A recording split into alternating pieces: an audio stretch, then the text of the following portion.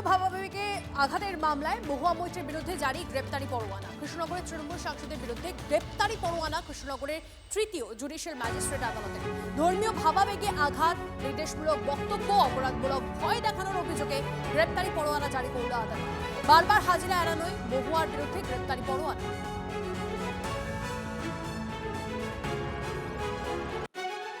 18 আর 26 তারিখে তার আদালতে হাজিরা দেওয়ার সর্বশেষ দিন ছিল এবং সেই প্রেক্ষাপটে তিনি আসেননি এবং কোর্ট আবার অর্থাৎ Dibyendu Das JM third court Krishnanagar Nadia তিনি সেটাকে কনসিডার করে 19/8/26 তারিখে তার দিন ধার্য করেন এবং সেখানেও তিনি প্রথম প্রেক্ষাপটে আসেননি এবং জেএম থার্ড কোর্ট মহাশয় তাকে 5টা পর্যন্ত সময় দেন। সেক্ষেত্রেও তিনি সেটা অবমাননা করেন। এই আদালত অবমাননার পরিপ্রেক্ষিতে আজকে তার বিরুদ্ধে গ্রেপ্তারি পরোয়ানা জারি করলেন কৃষ্ণনগর জেএম থার্ড আদালত। 28/8/26 তারিখের মধ্যে তাকে সশরীরে হাজিরা হতে হবে, ওয়ারেন্টটা রিকল করে হাজির হতে হবে। লেডি হিটলারের কথা আমরা শুনেছি, মহুয়া মৈত্র তিনি লেডি হিটলার ছিলেন। এই কৃষ্ণনগরে মানুষের দীর্ঘদিনের একটা পঞ্জীবিত ক্ষোভ রয়েছে। সেই ক্ষোভটা স্বাভাবিক, কারণ আমি হলে আমারও ক্ষোভ হতো, কারণ আমিও কৃষ্ণ নাগরিক। তাই কৃষ্ণ নাগরিকরা বসে রয়েছে, তাকে ফুল মালা চন্দন মিষ্টি ধূপ নিয়ে দাঁড়িয়ে রয়েছেন। আমরা তাকে দাবি করব, অনুরোধ করব, আপনি কৃষ্ণনগরে আসুন, প্রথমে মহামান্য আদালতের সম্মুখীন হন, তারপরে কৃষ্ণ নাগরিকদের সম্মুখীন হবেন। ওনার পার্টির যে নেত্রী তিনি আইন মানেন, তিনি আইনকে বৃদ্ধাঙ্গুলি দেখিয়ে কাজ করেন। তা উনিও নেত্রীর কাছ থেকে ওই শিক্ষাটাই পেয়েছেন।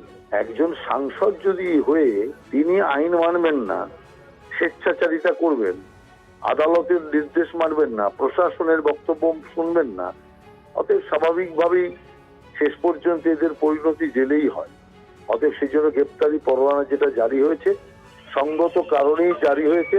তার কারণ যদি কেউ আইনকে অবমাননা করে, আইনের হাত অনেক লম্বা, অতএব আইনের হাত সেই জাতীয় ক্ষেত্রে উপযুক্ত ব্যবস্থা গ্রহণ করবে, এটাই স্বাভাবিক বলে আমরা মনে করি।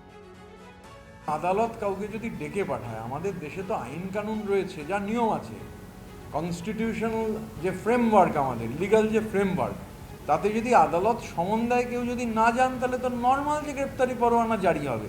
মানে এখন হয়তো মহুয়া দেবী গত 15 বছরের ধারাবাহিকতাটা থেকে বেরোতে পারেননি, মানে হয়তো সেই কারণে হয়তো মনে করেছেন যাওয়ার দরকার নেই, কিন্তু এটা তো খুব নর্মাল। আপনি যদি আদালতের ধরুন আদালত সমন দিলে আপনি একদিন চাইতে পারেন, এক্সামশন চাইতে পারেন, এক্সামশন গ্রান্টেড হলো।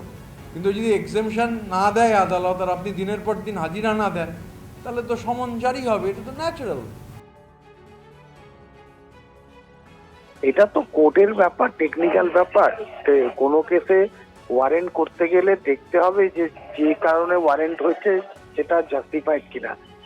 যে কোনো ভাবে কারোর উপর সমন হতে পারে, সেই সময় সে অসুস্থ থাকতে পারে, বাইরে থাকতে পারে, তার হয়ে তার লয়ার বলতে পারে, বা সে একটা টাইম প্রেয়ার করতে পারে। এটা টেকনিক্যাল গ্রাউন্ডে কি কারণে হয়েছে না জেনে বলাটা শক্ত।